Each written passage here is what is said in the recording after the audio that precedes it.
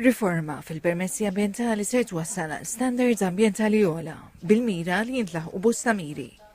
Fost dawn jkun hemm standards ogħla f'operati u attivitajiet li tissaħħaħ il-parteċipazzjoni taċ-ċittadini, tagħtihom id-dritt li jieħdu sehem fil-proċess tal-permessi, tinħoloq sitwazzjoni iktar ġusta bejn operaturi diversi sabiex min jilħaq standards ambientali ogħla ma jkun żvantaġġjat ma' oħrajn li jagħtu każ inqas tal-ambjent. Flaqa mmexxija mill-Ministru għall-Ambjent Mirjam Dalli u l-Kap Eżekuttiv tal-Awtorità l-Ambjent u Risorsi Kafin Merċieqa intqal li regolamenti l-ġodda qed jiġu pubblikati wara proċess ta' konsultazzjoni pubblika u evalwazzjoni tal-feedback li rċiviet l-Awtorità Ambjentali.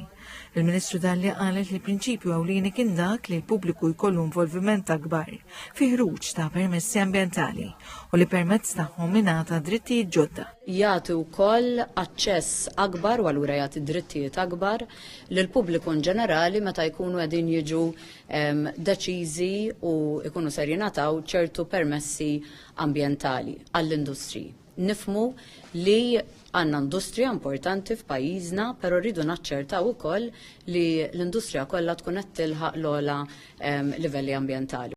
Ir-regolamenti l-ġodda jwaslu biex għata deċiżjonijiet ser jittieħdu pubblikament kif mitlub mill-liġi u d-deċiżjonijiet iridu jiġu pubblikati fuq is-sit elettroniku tal-awtorità. Bħalissa l-konsultazzjoni bis-sem tal-pubbliku hija marbuta biss ma' applikazzjonijiet tal-operat industrijali li jaqa' taħt kategorija tal-IPPC. Din ser titwessa sabiex tkopru wkoll bosta mill-operati u attivitajiet indikati fl-iskedi.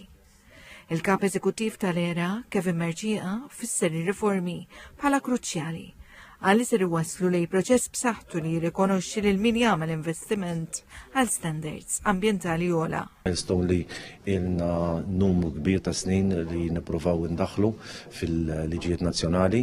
Dawn l-standards minnhom infushom l-ewwel nett ħajatu ċertezza legali. Dik hija eżatt ħaġa importanti. Ħajatu ċertezza legali li liema industri għandhom bżonn ta' permess ambjentali u l-kundizzjonijiet jew parti mill-kundizzjonijiet ta' jkunu stipulati fuqhom. Ir-riformi fil-permessi ambjentali jsegwu konsultazzjoni pubblika ta' 8 ġimgħat li saret fl-2024.